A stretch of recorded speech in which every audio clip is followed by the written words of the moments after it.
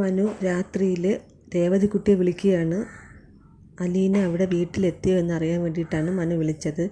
പക്ഷേ Gracy ആൻറ്റിയാണ് phone എടുത്തത്. Gracy anti പറഞ്ഞു അലീന വന്നിട്ടില്ല.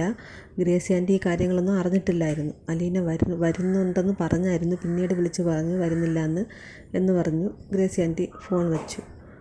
അത് കഴിഞ്ഞിട്ട് മനു ബാലചന്ദ്രനെ വിളിച്ച് നോക്കുകയാണ്. പക്ഷേ അപ്പോഴും ഫോൺ സ്വിച്ച് ഓഫാണ്. കൃഷ്ണജ ബാലചന്ദ്രനോട് പറയുന്നു, അച്ഛൻ്റെ ഫോൺ എനിക്കൊന്ന് തരാമോ, ഞാൻ ഒന്ന് വീട്ടിൽ വിളിക്കട്ടെ, അമ്മയോട് കാര്യം പറയണ്ടേ, നമ്മൾ എവിടെയാണെന്നൊക്കെ അമ്മയോട് പറയണ്ടേ എന്നൊക്കെ കൃഷ്ണമോൾ ചോദിക്കുകയാണ്. അപ്പോൾ ബാലചന്ദ്രൻ ദേഷ്യപ്പെടുന്നു. അമ്മ അറിയണ്ട, നീ ഇപ്പോൾ അച്ഛൻ്റെ കൂടെയല്ലേ, അമ്മ അത്രയും അറിഞ്ഞാൽ മതി എന്നൊക്കെ പറഞ്ഞ് ബാലചന്ദ്രൻ ദേഷ്യപ്പെടുകയാണ്. എന്നിട്ട് കിടന്നുറങ്ങാൻ പറയുന്നു കൃഷ്ണമോളോടത്. അലീന അപ്പോൾ ഒരു ബെഡ്ഷീറ്റ് എടുത്തുകൊണ്ട് വരികയാണ്, സോഫയിൽ വിരിച്ചിട്ട് കിടന്നുറങ്ങാൻ വേണ്ടിയിട്ട്.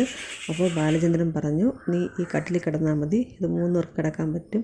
അപ്പോൾ അവൾ പറയുന്നു, അത് കൃഷ്ണമോളും സാറും കിടക്കുകയല്ലേ, അപ്പോൾ എനിക്ക് കൃഷ്ണമോളും നീയും തമ്മിൽ എന്താണ് വ്യത്യാസം, എനിക്ക് ആദ്യം ജനിക്കേണ്ടിയിരുന്ന എൻ്റെ മകളല്ലേ നീ എന്നൊക്കെ ബാലചന്ദ്രൻ പറയുകയാണ്. അങ്ങനെ അവർ 3 പേരും കൂടി ഉറങ്ങാൻ വേണ്ടി ആ ബെഡിൽ കിടക്കുകയാണ്. വൈജയെ കാണിക്കുന്നുണ്ട്. വൈജ ആകെ ടെൻഷൻ അടിച്ച് അങ്ങോട്ടും ഇങ്ങോട്ടും നടക്കുകയാണ്.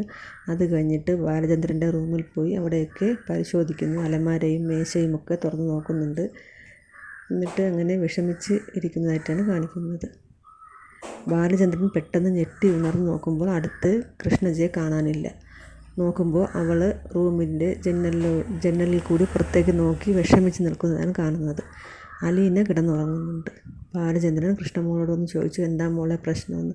അപ്പോൾ അവൾ പറയുന്നു, എനിക്ക് ഭയങ്കര സങ്കടമാണ്, എനിക്കൊന്ന് പൊട്ടിക്കരയാൻ തോന്നുന്നു എന്നൊക്കെ പറയുകയാണ്.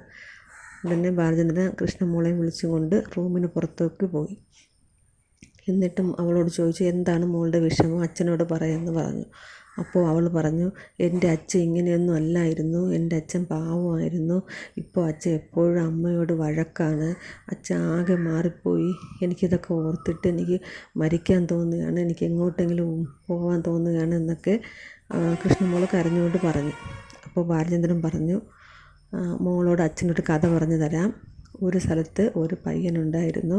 അവൻ ഒരു പെൺകുട്ടിയെ സ്നേഹിച്ചു. ഒരുപാട് നാൾ അതിന് ശേഷം അവൻ ആ പെൺകുട്ടി തന്നെ വിവാഹം കഴിച്ച് ജീവിക്കുന്നു. പക്ഷേ കുറേ നാളുകൾക്ക് ശേഷം പെട്ടെന്ന് ഒരു ദിവസം അവൻ അറിയുന്നു, ആ പെൺകുട്ടി വിവാഹത്തിന് മുമ്പ് വേറൊരാളെ സ്നേഹിച്ചിരുന്നുവെന്നും ഒരു കുട്ടിയെ പ്രസവിച്ചു എന്നും അറിയുന്നു. അപ്പോൾ മോൾ തന്നെ പറ, അത് ചതിയല്ലേ, അയാൾ എങ്ങനെ ഇത് സഹിക്കും? അപ്പോൾ കൃഷ്ണമോൾ പറഞ്ഞു, തീർച്ചയായും ഇത് വലിയ ചതി തന്നെയാണ് എന്ന് പറയും.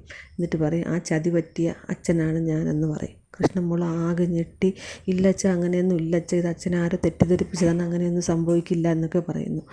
ബാലചന്ദ്രൻ പറയുന്നു, ഇല്ല, ഇത് സത്യമാണ്, ഈ കാര്യം അറിഞ്ഞിട്ടാണ് ഞാൻ ഗംഗേട്ടൻ്റെ അടുത്ത് പോയത്. അവിടെ പോയി അപ്പോൾ ഗംഗേട്ടൻ സമ്മതിച്ചു, കല്യാണത്തിന് മുമ്പ് വൈജ ഒരു കുട്ടിയെ പ്രസവിച്ചിരുന്നു എന്ന് ഗംഗേട്ടൻ സമ്മതിച്ചായിരുന്നു. അതറിഞ്ഞിട്ടാണ് അച്ഛന് അറ്റാക്ക് വന്നത്, അല്ലാതെ അച്ഛൻ മദ്യപിച്ചിട്ടല്ല മോളെ എന്നൊക്കെ പറയുന്നു. എന്നിട്ട് പിന്നെ അലീനയെക്കുറിച്ചുള്ള രഹസ്യവും പറയുന്നുണ്ട്. നിൻ്റെ അമ്മ അന്ന് പ്രസവിച്ച് ഉപേക്ഷിച്ച് കളഞ്ഞ കുഞ്ഞാണ് അലീന എന്ന് പറയുമ്പോൾ കൃഷ്ണമോൾ ആകെ തകർന്നു പോയി.